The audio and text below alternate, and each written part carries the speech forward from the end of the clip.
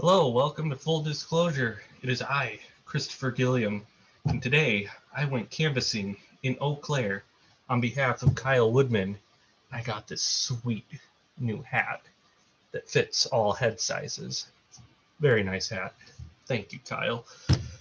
So, yeah, I went down there to do some canvassing on behalf of Kyle because I got the chance to work with an experienced canvassing team, and I got to learn a lot while I was doing that, which in turn, as chair of the campaign committee, is going to help us out very much when we're out there knocking on doors on behalf of our own candidates.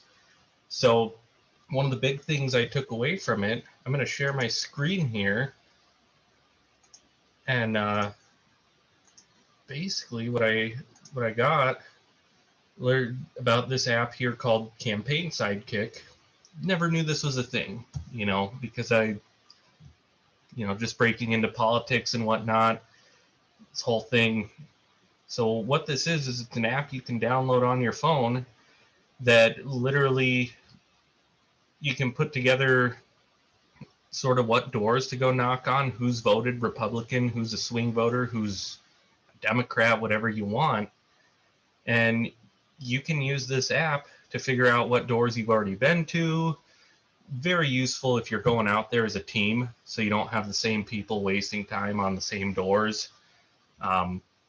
This keeps track of every door that's been hit by your whole team. And not only that, but it kind of helps you remember where you've been too.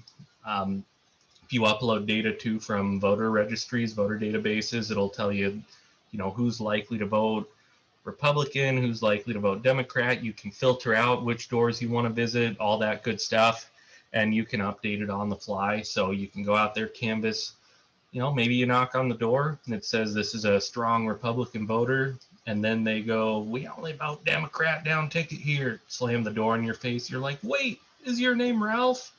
And they say, no, my name's Jake. Slam the door in your face, and you go, oh, okay, so Ralph no longer lives here. Well, you can change that on the app, and now you know for in the future. And next time around you upload the database again and so on and so forth. But all in all, I mean, way more organized than what I was doing. Like when I went out there gathering signatures to get myself on my ballot, I was just blindly going door to door. At that time, I actually didn't even know that there was a registry for people that had voted. I was completely fish out of water, didn't know a thing.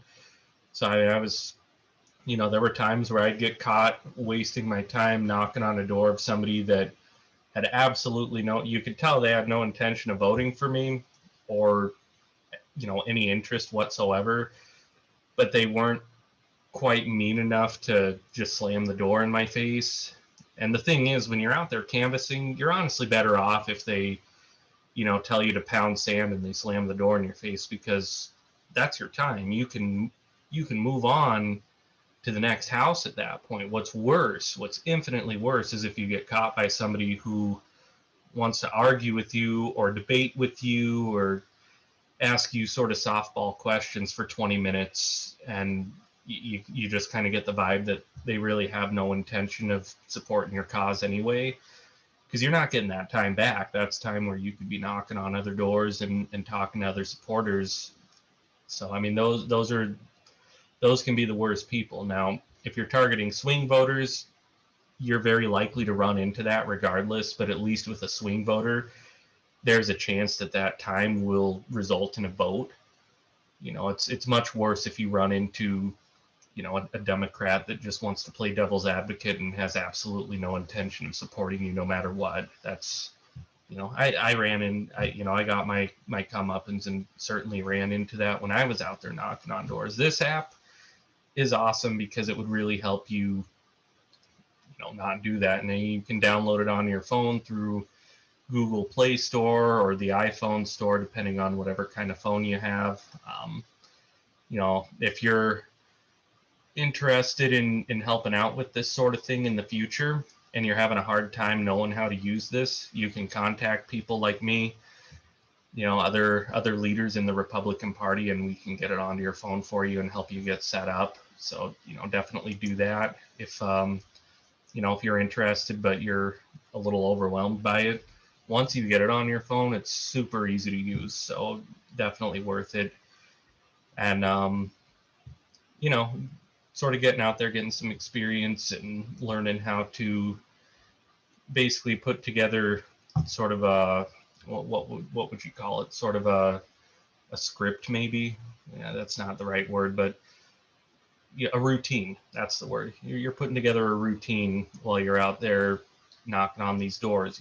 If somebody, you're having a good rapport with someone, you're remembering to ask them, hey, would you like a lawn sign when I'm all done out here?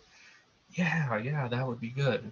Meanwhile, I'm going, well, I don't want to lug around a bunch of lawn signs all day on foot. So, I keep them in the back of the trunk of my car.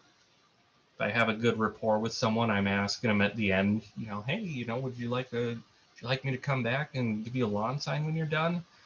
If they say yes, well, I'm kind of scatterbrained and forget stuff if I'm not careful, if I don't write it down, if I don't set notifications. So I'd pull out my iPhone and I would just I'd put it on the Notepad app in there, put down the address and all those addresses. Once I'm done, go back, give them a lawn sign, and boom. That really good, really fun. And personally, I like canvassing a lot. I think it's really fun. I think one of the problems I have, I'm a little bit slow at it because when I do get those people that might kind of waste your time a little bit, I love to debate. And even when I know in my gut that this is probably a waste of time, I still engage in the debate anyway. And that's, I probably got to get better at that, especially when I can sense that, there's not really a point.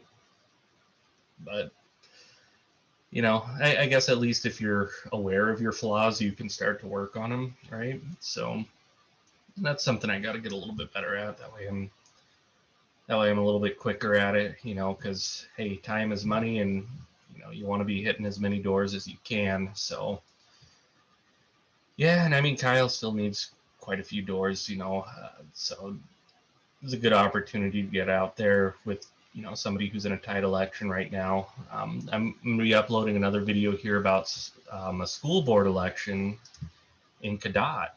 We'll be talking about that here shortly because Cadott, as I mentioned in my previous video, it's home to critical race theory now.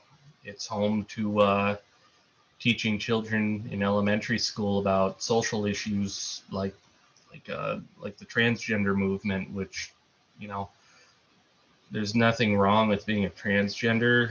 That's your life, that's your journey, and I want you to be happy, but I don't think that school is the appropriate place to be teaching that kind of thing. I do believe that parents are much more capable of teaching a child about that kind of thing and knowing when it's the right time, when a child is ready to learn and understand that kind of information. If your 7-year-old is capable of understanding transgenderism and being taught to treat people with respect no matter who they are, and that yes, there's different kinds of people that exist, and you've got to understand that and understand they're still human beings. That's good. That's great. If your kid can understand that at 7 years old, you should teach them that. You, the parent. That doesn't mean that the next person down the road that their 7-year-old is at that place yet. So I don't think it's a good idea for a school district to be using a blanket wand to attempt to teach every child, the state's values, I guess, because they're not really your values at that point. It's the state's values. And, I know some people are going to play devil's advocate and say, well, what if that kid's parents is not doing their job? What if they're bad parents and, they're teaching them the opposite? And I say, well, even if your school is out there trying to teach the right thing, that's not going to make that parent any less crappy of a parent. So that argument kind of falls flat. And let's face it, at the end of the day, who is a child going to listen to? Are they going to listen to the school district, or are they going to listen to their parents? They're probably going to listen to their parents. So the idea that the state can somehow override the negativity of a poor parent, I think is ludicrous, and I think it's going to do more harm than good. And more importantly, I think getting the state involved in the rearing of your child rather than the education, all that's going to do is create a lot of a resentment amongst the public and in the community. I think it's overstepping a certain boundary that ought not to be crossed by the state. So anyways, episode coming up on that. We'll talk more on that, because it turns out I learned there is an election that is up for grabs there. So until next time, thank you for tuning into Full Disclosure. I'm Christopher Gilliam, and have a good night.